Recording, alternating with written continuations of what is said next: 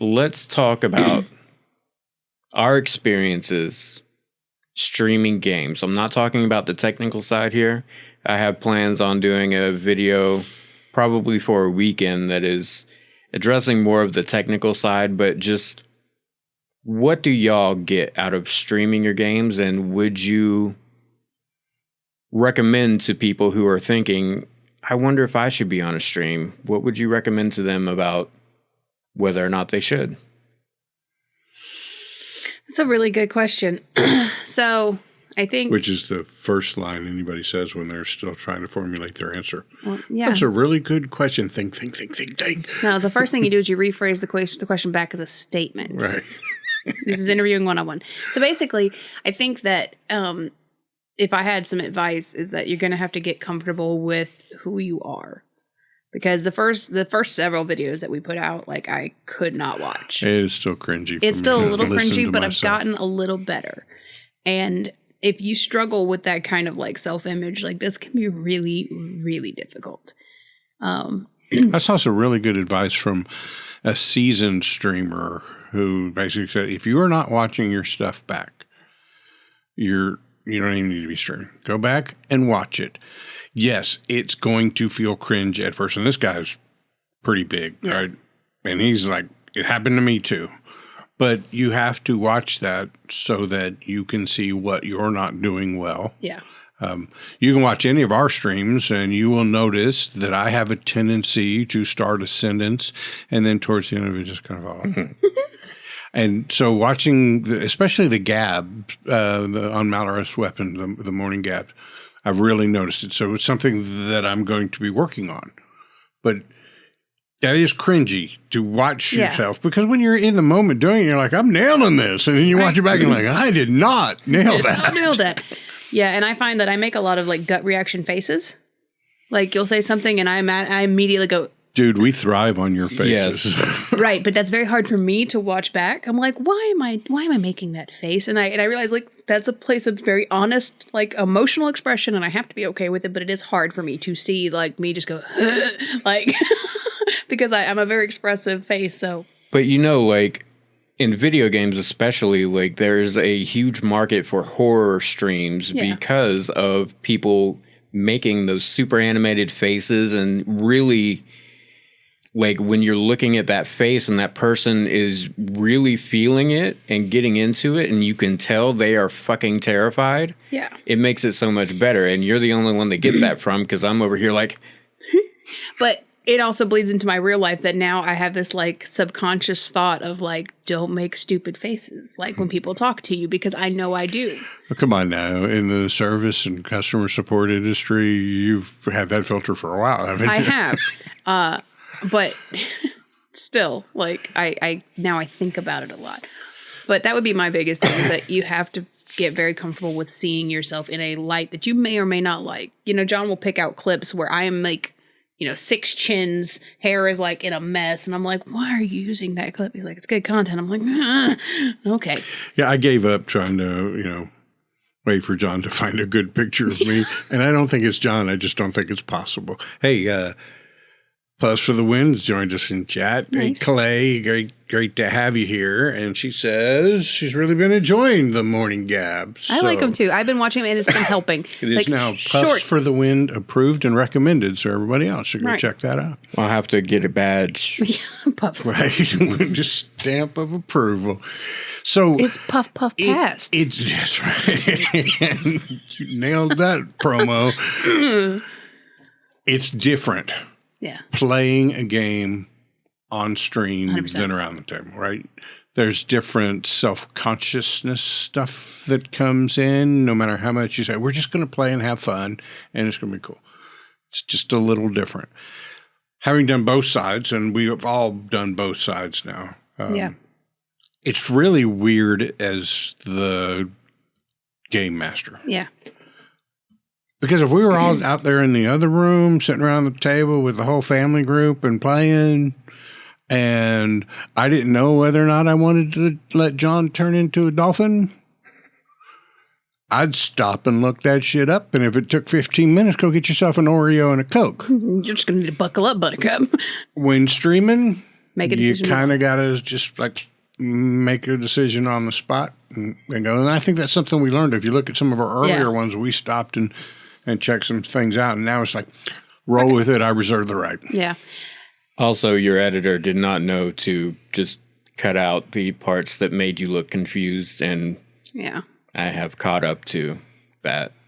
As a player, though, I found that it's hard for me because sometimes I want to like ADD my way through a story where I get off on tangents and I want to talk about, crazy stuff. And in stream, I feel a very compelling need to move forward in the direction the story needs to go. And so sometimes when things are happening, when you guys are keeping the game, that I'm like, I have no idea what I'm supposed to be doing. I don't catch the plot hook or something, and I can't just like organically work through it. Sometimes there's a lot of pressure there for me and so I have to learn how to ask those questions to you guys to get you guys to let you know, like, hey, I have no idea what the fuck is going on. I'm gonna need a little help.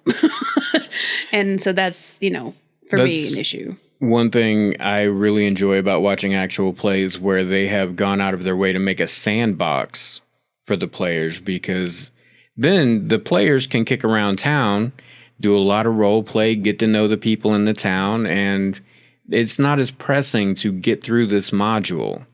Right. So when we do actual plays that are designed to be more than one session on stream, right, then you kind of have that luxury, right?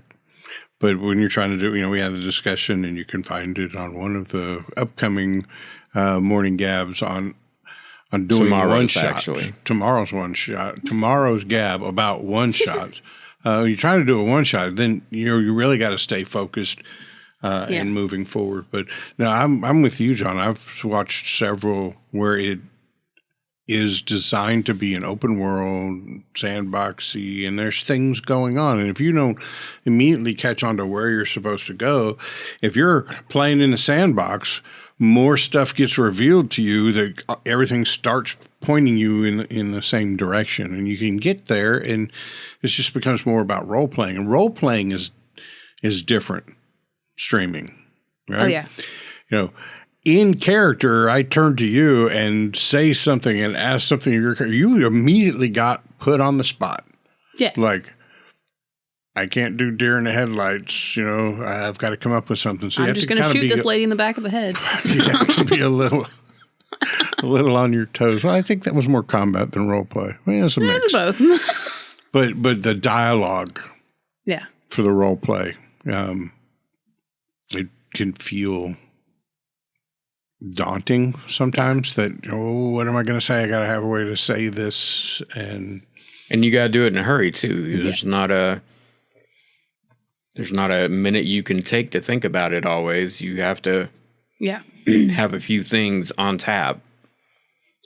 Yeah, I think one of the things we did very early on that I was very proud of us was that we decided we were going to stream and have fun. We weren't going to come up here and try to, make this perfect, super, intense thing. It was, we still want to play it to have fun and enjoy it. And so we've only had to adapt our things a little bit because we're not trying to like script the whole show and make it play out in this, or, we want it to be very organic and still like we are just playing at the table. And I think that's probably something that if you're going to stream, you're going to have to sit down with yourself and your party and say like, what, improv level are we comfortable with? Do we want to be fully scripted? Do we want to be not scripted?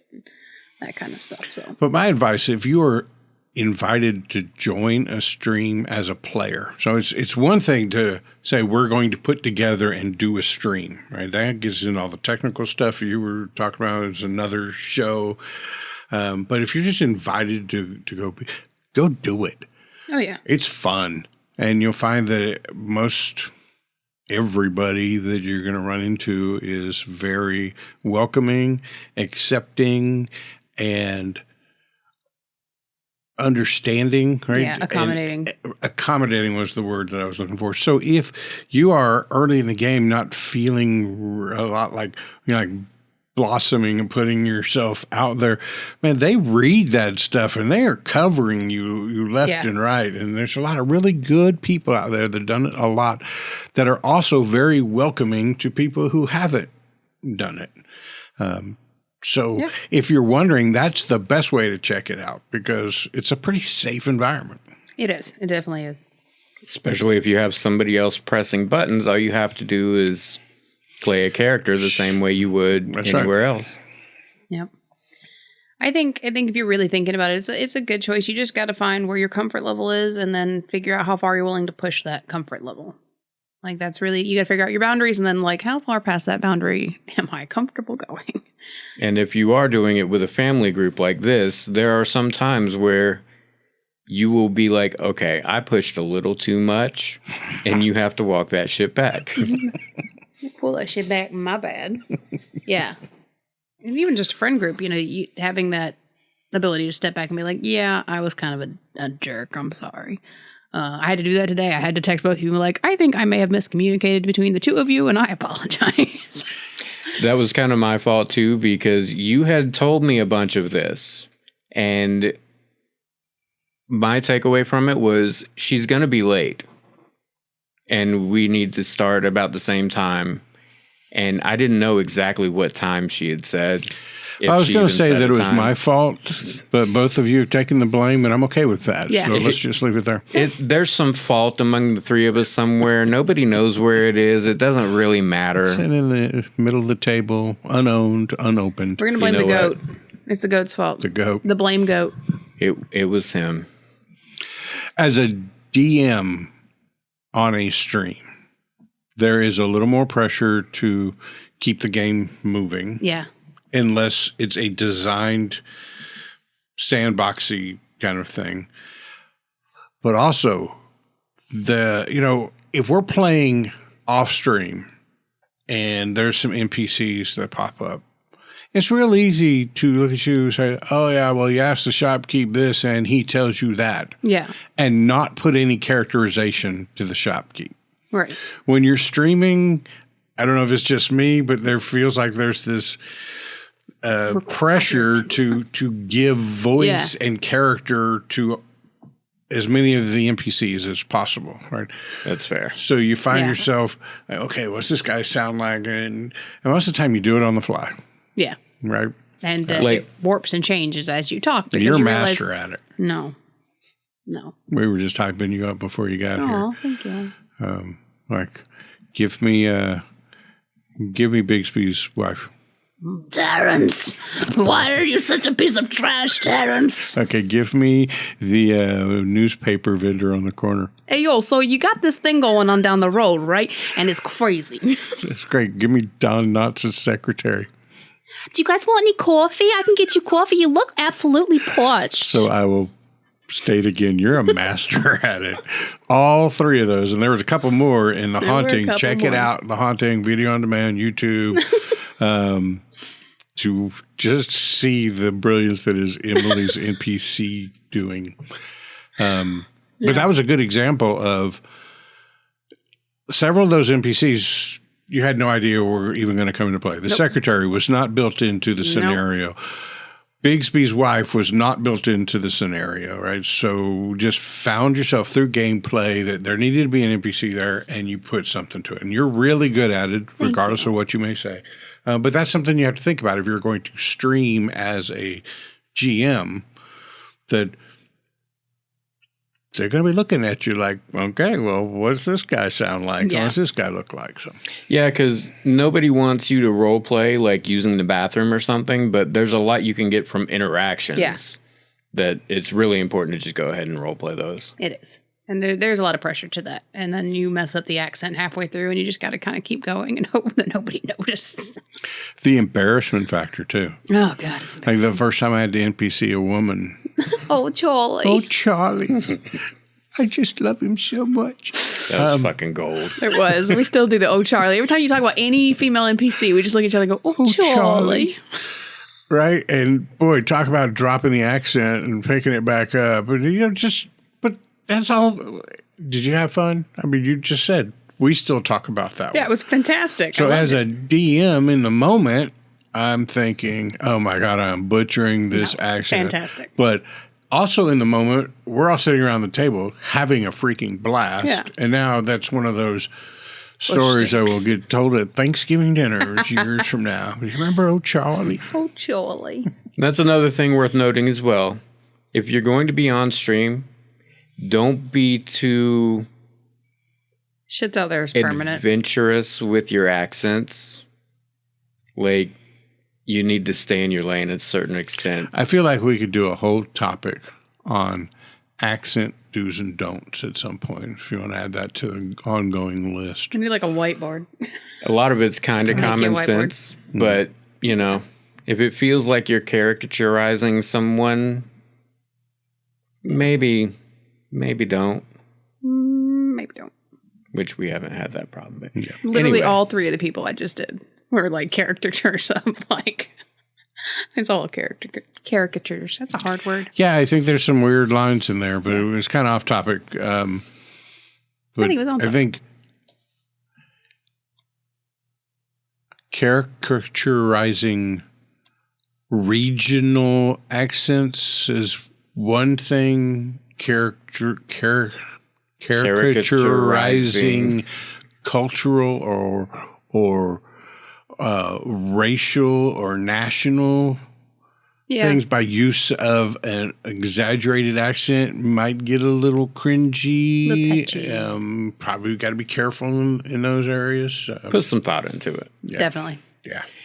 Well, that is about all the time we have for this particular segment.